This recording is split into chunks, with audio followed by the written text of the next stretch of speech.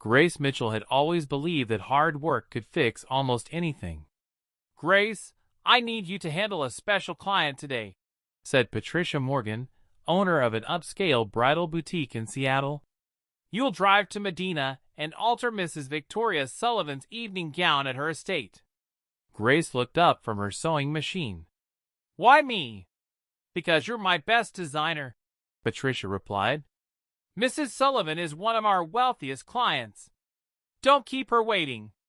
Grace nodded, packed her tailoring tools, and headed toward one of Washington's most exclusive neighborhoods. Designing clothes was more than a job. It reminded her of her late father, Daniel Mitchell, a gifted jeweler whose handmade creations had once been famous throughout Seattle. 5 years earlier, his workshop had burned to the ground. Daniel died in the fire. Police called it an accident. Grace never truly believed that. The tragedy forced her to sell their apartment to cover debts and damages. Everything her father had built disappeared overnight. Only one thing remained: a silver pendant with a rare ruby that Daniel had designed especially for her 21st birthday. Until last week, the pendant suddenly vanished. She searched every drawer and every corner of her apartment, but it was gone. Her fiancé, Brandon Sullivan, tried to comfort her. "It's just a necklace, Grace. I'll buy you an even better one after we're married." She slowly shook her head. "It isn't about the money. My father made it with his own hands. Nothing could ever replace it." Brandon gave a small smile, but his eyes quickly looked away. Grace didn't notice. She still believed she was about to marry the man of her dreams. She had no idea that before the day ended, everything she believed about him would collapse. An hour later, Grace stopped in front of a breathtaking waterfront mansion overlooking Lake Washington. The property looked more like a private resort than a home. A security guard checked her name before opening the massive iron gate. Inside, another employee escorted her through polished marble hallways until they reached an elegant sitting room. Victoria Sullivan was already waiting. She was impeccably dressed, wearing expensive jewelry and carrying herself like someone used to giving orders. "You must be the seamstress," Victoria said coldly. Grace nodded politely. "I'm here to adjust your gown." A garment bag lay across the sofa. Grace carefully unzipped it and began pinning the fabric. Everything seemed normal, until Victoria turned slightly. Grace's heart nearly stopped. Around Victoria's neck hung a silver pendant. A silver pendant with a deep red ruby. Her pendant. The one her father had made. She stared at it in disbelief. Victoria noticed. "What are you looking at?" Grace swallowed hard. "Your necklace. It's beautiful." Victoria smiled proudly. "My son gave it to me as an anniversary gift." Grace felt the room begin to spin. "May I ask where he found it?" Victoria laughed. "You couldn't afford something this rare." Before Grace could respond, the door opened. A familiar voice echoed through the room. "Mom, is everything ready?" Grace slowly turned around. Standing in the doorway was Brandon. Her fiancé froze for only a second. Then his expression became completely emotionless. "Oh, I didn't expect to see you here." Grace stared at Brandon, unable to believe what she was seeing. "You live here?" she whispered. Brandon let out a quiet sigh. "I guess there's no point hiding it anymore." Victoria crossed her arms with a satisfied smile. "You two know each other?" Brandon nodded. "She's my girlfriend." There was a brief silence. Then he added calmly, "Well, she was." Grace felt her chest tighten. "What are you talking about?" Brandon looked at her without the slightest trace of guilt. "I was never planning to marry you." Every word hit her like a knife. "You lied to me?" "Yes." "But why?" His eyes drifted toward the ruby pendant around his mother's neck. "We needed something that belonged to your father." Grace suddenly understood. "The pendant." Brandon didn't deny it. It was easier than searching your apartment forever. Tears filled Grace's eyes. So everything was fake. Our relationship. Our engagement. You never loved me? Brandon remained silent for a moment. Finally, he answered, No. Victoria stepped closer. My son has a future with someone far more suitable. Grace looked at her in confusion. Before Victoria could speak, another woman entered the room. Grace froze again. It was Patricia Morgan, her boss. Patricia smiled warmly at Brandon before kissing him on the cheek. So, this is the famous Grace, she said with a smug smile. Brandon slipped an arm around Patricia's waist. We're getting married. Grace felt as though the floor had disappeared beneath her feet. Every conversation, every promise, every dream they had shared, had all been nothing more than a carefully planned lie. Grace couldn't say a word. Her hands trembled as she slowly packed her sewing kit. So that's it? She asked quietly. Brandon shrugged. You'll move on. Victoria pressed the call button. Security. Within seconds, 2 guards entered the room. Escort her out. Grace looked at Brandon one last time. You stole the last thing my father ever gave me. He didn't answer. Instead, he turned his back on her. The guards led her through the mansion and out the front door. Only after the gate closed behind her did the tears finally come. She drove aimlessly through Seattle for nearly an hour before parking beside the waterfront. The betrayal hurt far more than losing her job or her necklace. She had loved Brandon completely. The next morning, she reported to the boutique as usual, hoping at least to keep her career. Instead, Patricia was waiting near the entrance. What kind of stunt did you pull yesterday? She shouted loud enough for everyone to hear. Grace blinked. I didn't do anything. Mrs. Sullivan called me personally. She said you caused a scene in her home. That's not true. I don't care. Patricia pointed toward the door. You're fired. Grace felt her stomach drop. At least let me explain. No. And don't expect your final paycheck. You've already cost this business far too much. The entire staff watched in silence. No one defended her. Grace quietly walked to the storage room to collect her belongings. As she packed, she heard Patricia laughing on the phone in her office next door. Yes, Victoria, she's gone. A pause. I know. Brandon handled everything perfectly. Grace froze. Then Patricia laughed again. Don't worry. We'll never have to deal with her again. Grace stood motionless outside Patricia's office. Every word she had just overheard confirmed the truth. This had all been planned. Patricia wasn't just her boss. She had been working with Brandon and Victoria from the very beginning. Without making a sound, Grace picked up her bag and walked out of the boutique for the last time. By evening, another disaster was waiting.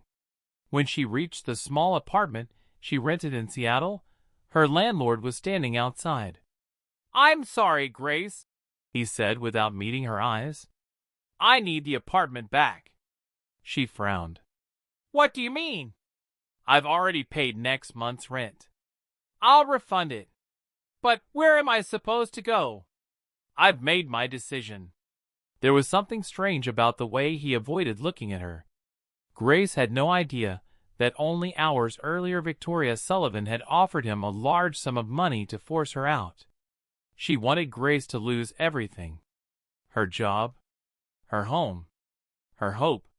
With nowhere else to go, Grace packed her clothes into a single suitcase. As she closed the apartment door for the last time, she whispered, I'll figure something out. Late that evening, she found herself sitting alone inside Seattle's King Street station. Travelers rushed past without noticing her. She stared through the large windows, wondering what to do next. She had no family, no job, no home, almost no money. For the first time in her life, She felt completely alone. Then, only a few feet away, a poorly dressed middle-aged man suddenly collapsed onto the station floor. Grace stood motionless outside Patricia's office. Every word she had just overheard confirmed the truth. This had all been planned. Patricia wasn't just her boss. She had been working with Brandon and Victoria from the very beginning. Without making a sound, Grace picked up her bag and walked out of the boutique for the last time. By evening, another disaster was waiting. When she reached the small apartment she rented in Seattle, her landlord was standing outside. "I'm sorry, Grace," he said without meeting her eyes. "I need the apartment back." She frowned. "What do you mean?" "I've already paid next month's rent." "I'll refund it." "But where am I supposed to go?" "I've made my decision." There was something strange about the way he avoided looking at her. Grace had no idea that only hours earlier Victoria Sullivan had offered him a large sum of money to force her out. She wanted Grace to lose everything. Her job, her home, her hope. With nowhere else to go, Grace packed her clothes into a single suitcase. As she closed the apartment door for the last time, she whispered, "I'll figure something out." Late that evening, she found herself sitting alone inside Seattle's King Street station. Travelers rushed past without noticing her. She stared through the large windows, wondering what to do next. She had no family, no job, no home, almost no money. For the first time in her life, she felt completely alone. Then, only a few feet away, a poorly dressed middle-aged man suddenly collapsed onto the station floor. People glanced at the man lying on the floor, but kept walking. "Someone call 911. He must be drunk," another traveler muttered. Grace knew better. She dropped her suitcase and rushed to his side. Checking for a pulse, she realized his heartbeat was dangerously weak. Without hesitation, she began CPR. "Come on, stay with me." After several tense moments, the man gasped for air. His eyes slowly opened. "You saved me," he whispered. "The ambulance is coming," Grace said, trying to keep him awake. "Do you have family I should call?" He gave a faint smile. "No family anymore. My name is Marcus Reed." Grace nodded. "I'm Grace." Marcus studied her face for a moment. "You remind me of someone honest." Sirens echoed outside as paramedics hurried into the station. Before they reached him, Marcus grabbed Grace's wrist. "Listen carefully." He pulled a small brass key from his coat pocket and pressed it into her hand. "Seattle Federal Bank. Safety deposit box. 402. The password is Phoenix." Grace looked at him in confusion. "What's inside?" Marcus struggled to breathe. "Documents. Very important documents. They can expose powerful people." She hesitated. "Why are you giving this to me?" "Because," he whispered, "I don't think I'll survive another attack." The paramedics gently moved him onto a stretcher. As they wheeled him toward the ambulance, Marcus looked back one last time. "Trust no one, especially the Sullivan family." The ambulance doors closed. Grace stood alone on the platform, staring at the small key in her hand. She had no idea that accepting it had just made her the next target of one of Washington's most dangerous criminal families. The next morning, Grace stood outside Seattle Federal Bank, turning the brass key over in her trembling hand. Part of her believed the whole thing had been a misunderstanding. Maybe Marcus had been confused. Maybe the box didn't even exist. Still, she stepped inside. A bank employee greeted her politely. "How may I help you?" Grace placed the key on the counter. "I'd like to access safety deposit box 402. The employee checked the number, then smiled. "I'll also need the security password." Grace took a slow breath. "Phoenix." The employee nodded. Please follow me. A few minutes later, Grace found herself alone in a secure vault. She unlocked the box. Inside sat a black leather briefcase. Nothing else. She opened it carefully. The first folder contained old contracts, financial records, and photographs. As she continued reading, her face turned pale. One document described the suspicious fire that had killed her father.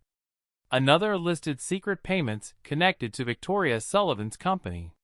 There were witness statements, bank transfers, even reports suggesting that Daniel Mitchell had refused to sell a confidential gemstone cutting technique before his workshop mysteriously burned down. Grace's hands began to shake. It wasn't an accident. Her father's death had been planned. She kept reading. Another file revealed that Marcus had once served as chief of security for a successful businesswoman named Eleanor Reed. Eleanor had investigated the Sullivan family. Soon afterward, she had been falsely accused of financial crimes and sentenced to prison. Grace closed the folder. These documents could destroy the Sullivan empire. She knew exactly what she had to do. She would take everything to the authorities. But someone else already knew she had opened the box. Grace locked the briefcase and hurried out of the bank. She never noticed the black SUV parked across the street. Inside, a man lowered his binoculars. "It's her," he said into his phone. She opened the deposit box. Victoria Sullivan's voice answered immediately. "So Marcus gave the documents away after all. What should we do?" Victoria didn't hesitate. "Bring the girl in." Grace had barely walked 2 blocks when 2 police cruisers pulled up beside her. Officers stepped out. "Grace Mitchell?" "Yes. You're under arrest for the theft of an expensive diamond necklace belonging to Patricia Morgan." Grace froze. "What? That's impossible." "Turn around, ma'am." Before she could explain, handcuffs clicked around her wrists. People on the sidewalk stopped to watch. Some recorded the arrest on their phones. Grace's face burned with humiliation. "I didn't steal anything." One officer searched her handbag. A few seconds later, he pulled out a velvet jewelry box. Inside was an elegant diamond necklace. Grace stared in horror. "I've never seen that before." Patricia's written complaint was already waiting in the patrol car. According to the report, the necklace had disappeared from the bridal boutique the day Grace was fired. Everything pointed to her. She suddenly remembered leaving her purse unattended in the storage room while packing her belongings. It had been a setup. The officers drove her to the King County Detention Center. As the heavy steel doors closed behind her, Grace realized exactly what Victoria had planned. If she was sitting in jail, she could never deliver the evidence, and the truth about her father's murder would remain buried forever. Grace spent her first night in a cold jail cell, unable to sleep. She replayed the last few days over and over in her mind. Her father's pendant, Brandon's betrayal, the documents, the arrest. None of it was a coincidence. The Sullivan family wanted to silence her before she could expose them. The next morning, she was transferred to a shared cell. Several women looked up as she entered. One of them, an older woman with silver hair and calm eyes, studied Grace quietly. "You don't belong here," she finally said. Grace gave a tired smile. "I don't think I do." The older woman motioned toward the empty bunk beside her. "Sit." Grace hesitated before sitting down. "My name is Eleanor." The name sounded familiar. After a long silence, Grace whispered, "I was framed." Eleanor nodded. "So was I." Grace slowly told her everything. Her father's death, the stolen pendant, Brandon, the bank documents, the fake necklace placed in her bag. Eleanor listened without interrupting. When Grace finished, Eleanor sighed deeply. "I know exactly who did this." "You do?" "The Sullivan family." Grace looked at her in surprise. Marcus Reed told me about you. For the first time since her arrest, Eleanor's expression changed. Marcus is alive? I saved him at King Street Station. A faint smile crossed Eleanor's face. Then maybe there's still hope. She leaned closer and lowered her voice. Grace, the papers Marcus gave you aren't the only evidence. Grace stared at her. What do you mean? I hid another collection of documents years ago. Documents that prove the Sullivan family stole businesses, forged contracts, and murdered your father. Grace's heart began racing. Where are they? Eleanor looked directly into her eyes. They're hidden inside the Sullivan mansion, and no one has ever found them. Grace leaned forward, barely breathing. Inside the Sullivan mansion? Eleanor nodded. Years ago, before they stole my company, I hid a metal lockbox behind the old stone fireplace in the basement. The fireplace hasn't been used in decades, so no one ever thought to tear it apart. What's inside? Property deeds, financial records, witness statements, everything they tried to erase. Grace lowered her voice. If those documents exist, we can finally prove what they've done. Eleanor smiled sadly. Only if someone can get them. Grace looked down.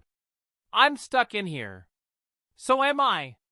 For a moment, silence filled the cell.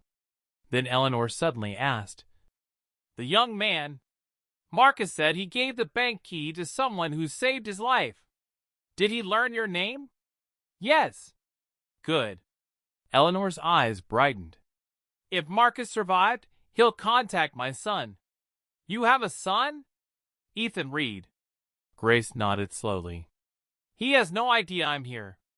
I made sure of that. I never wanted him dragged into this nightmare.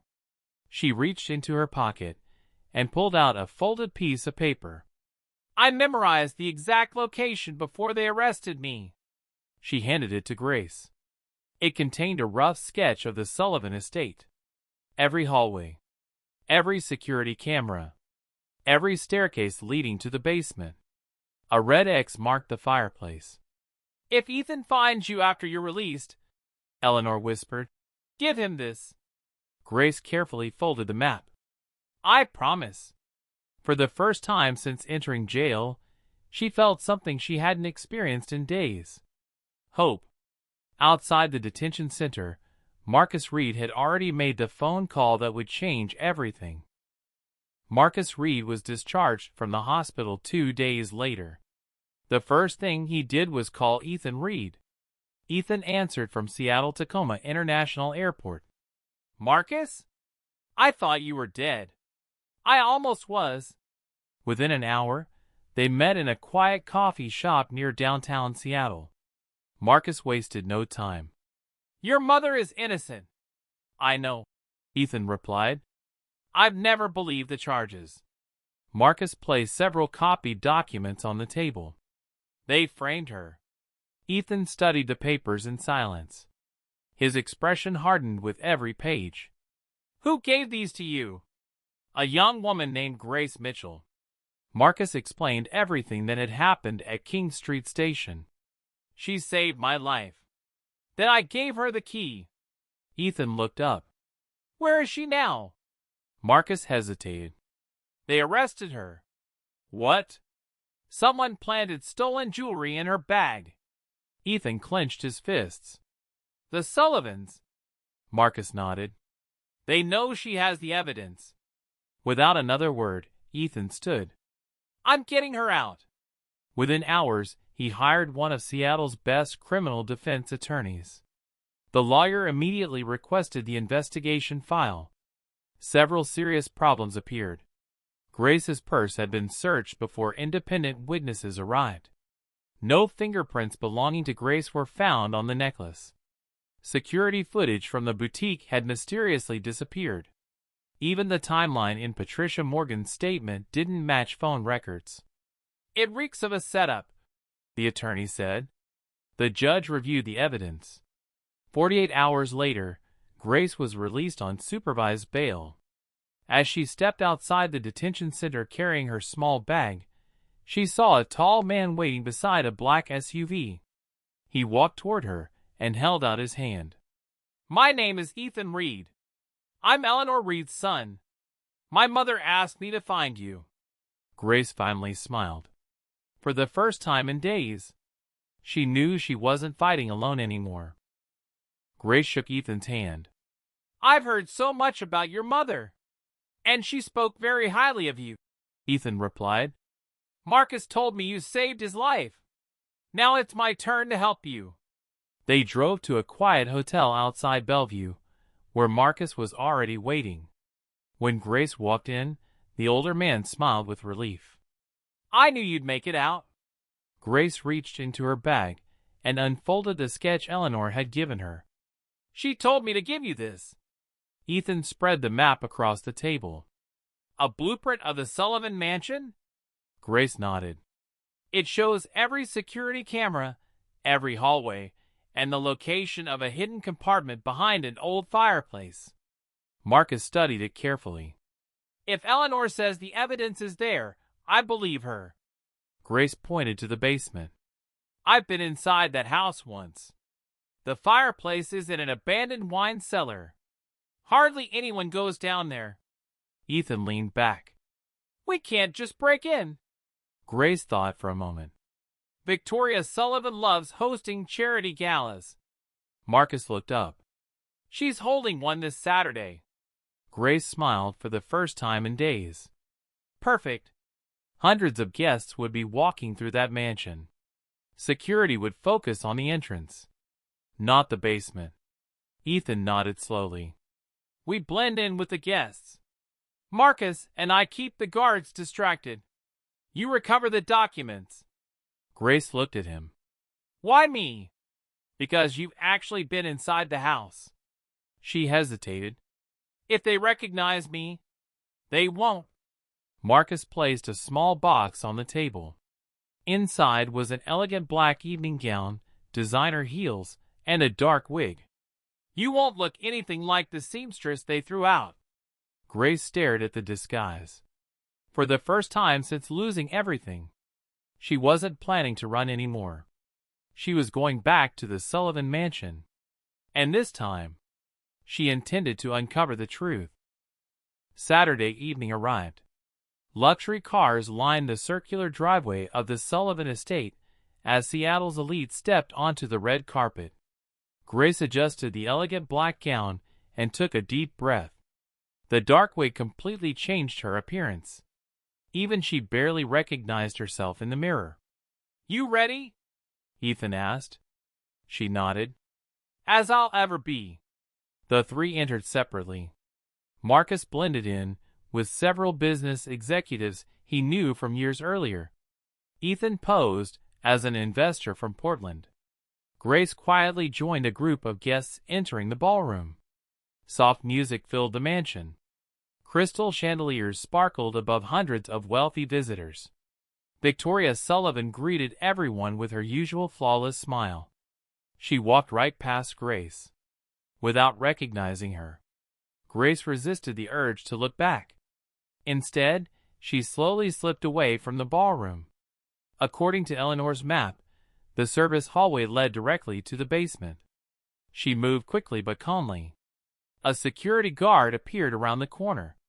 Grace immediately picked up a tray of empty champagne glasses from a nearby cart and smiled politely. The guard barely glanced at her. Assuming she was part of the catering staff, he continued walking. Grace let out a quiet breath.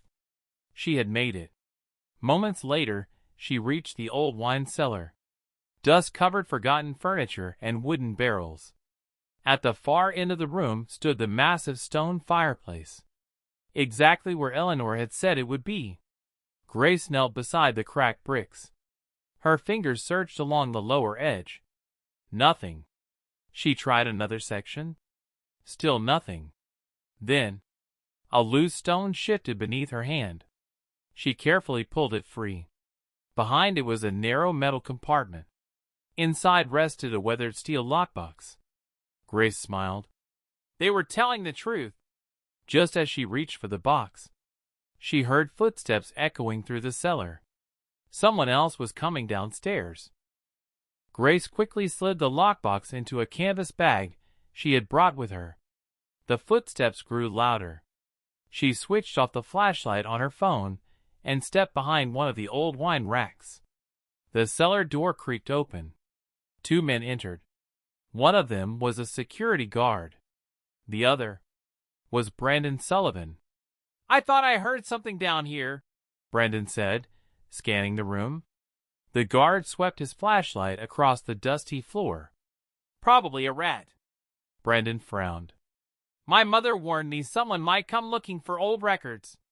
Grace held her breath. If either of them took one more step, they would find her. The guard slowly approached the fireplace. He noticed the loose stone lying on the floor. "Sir!" Brandon immediately walked over. His face changed. "The compartment's open." He dropped to one knee. "It's empty." For a split second, panic flashed across his face. "They've been here." He pulled out his phone. "Call every guard. Lock every gate. No one leaves this property." Grace knew she had only seconds. While the 2 men searched the fireplace, she quietly slipped behind stacked wooden barrels and reached an old service hallway shown on Eleanor's map. She hurried through the narrow passage until she saw a small metal door leading outside. It was unlocked.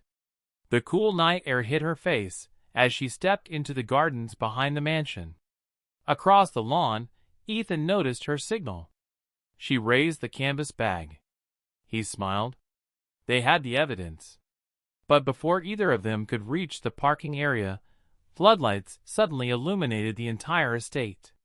A loud voice echoed through hidden speakers. "Close the gates! No one leaves!" Victoria Sullivan had realized the truth. The hunt had begun. Grace and Ethan sprinted across the dark gardens as alarms echoed throughout the Sullivan estate. "Over here!" Ethan shouted.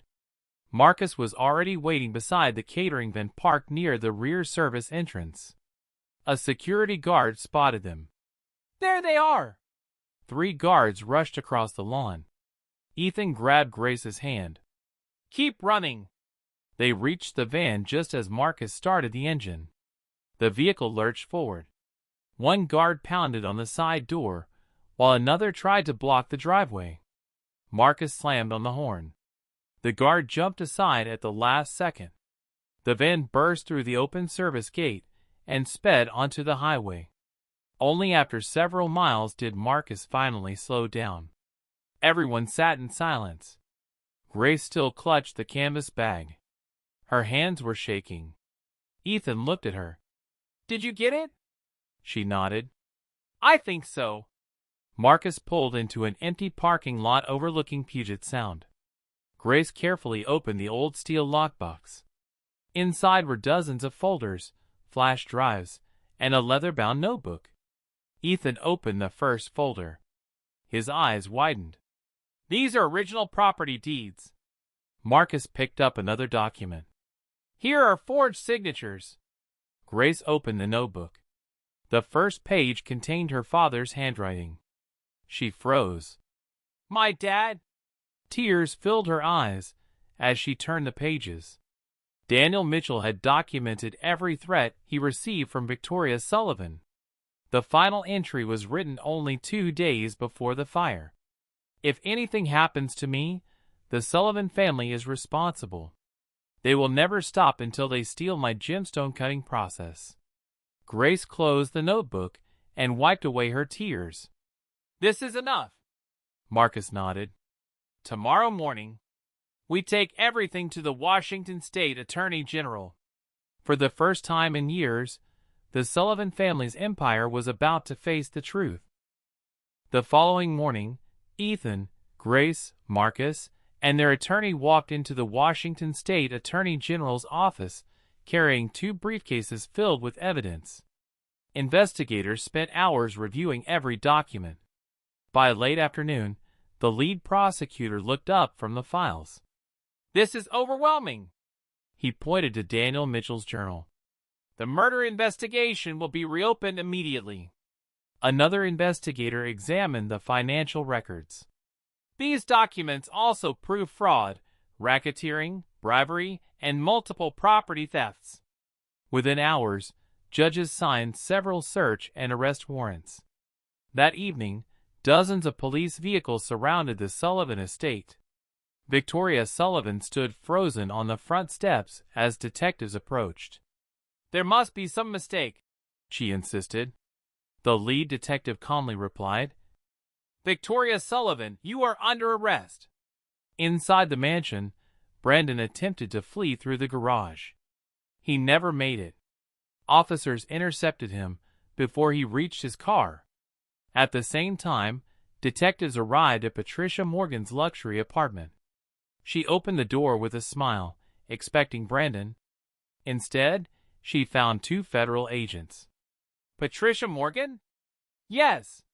You're under arrest for conspiracy, evidence tampering, and filing a false police report." Her smile disappeared instantly. Over the next several days, investigators uncovered hidden bank accounts, fake companies, and millions of dollars obtained through fraud. One by one, former employees came forward to testify. People who had been afraid for years finally spoke. The Sullivan empire collapsed almost overnight. Watching the news from Ethan's living room, Grace could hardly believe it. After years of lies, justice had finally begun. A month later, all charges against Eleanor Reed were officially dismissed. She walked out of the courthouse surrounded by reporters, but instead of speaking to the cameras, she walked straight toward Grace. Without saying a word, she wrapped her in a warm embrace. "Thank you," Eleanor whispered. "You gave me my life back." Grace smiled through tears. "I couldn't have done it without Marcus or Ethan." Marcus, now fully recovered, had regained his position as head of security for Reed Industries. For the first time in years, his real name and reputation had been restored. The bridal boutique where Grace had once worked was permanently closed after investigators discovered Patricia Morgan had used it to launder money for the Sullivan family. Several weeks later, Ethan invited Grace to tour a newly renovated building in downtown Seattle. "What do you think?" he asked. Grace looked around the bright showroom. Rows of sewing machines stood beside elegant displays of handmade gowns. "It's beautiful." Ethan smiled. "It's yours." Grace stared at him. "What?" "My mother and I bought the property after the investigation ended. We're giving it to you. You've spent your whole life creating beautiful things. You deserve a place where no one can ever take that away again." Grace's eyes filled with tears. "I don't know what to say." "Then don't." Ethan reached into his pocket. Instead of a diamond ring, he held out a familiar silver pendant. Her father's pendant. The ruby sparkled exactly as she remembered. "The police recovered it from Victoria Sullivan's private collection," Ethan said softly. "I thought you should have it back." Grace gently took the pendant, holding it against her heart. For the first time since her father's death, she finally felt that a part of him had come home. 6 months later, the courtroom was filled with reporters as the verdicts were announced. Victoria Sullivan received a lengthy prison sentence for conspiracy, fraud, arson, and her role in Daniel Mitchell's murder. Brandon Sullivan was convicted of theft, obstruction of justice, and participating in the criminal enterprise his family had built. Patricia Morgan was sentenced for filing false reports, planting evidence, and laundering money through the bridal boutique. As they were led from the courtroom in handcuffs, none of them looked back. Grace watched silently. She didn't feel satisfaction, only peace. The nightmare that had haunted her for 5 years was finally over. Later that afternoon, she and Ethan stood on the balcony of her new design studio overlooking downtown Seattle. Customers filled the showroom below. Every gown displayed inside had been designed by Grace herself. "I still can't believe all of this is real," she said. Ethan smiled. "You earned every bit of it." A few weeks later, surrounded by close friends, Marcus, and Eleanor, they exchanged wedding vows at a beautiful winery in Woodinville. There were no extravagant speeches, no luxury meant to impress anyone. Only laughter, family, and the promise of a new beginning. Before the reception ended, Eleanor raised her glass.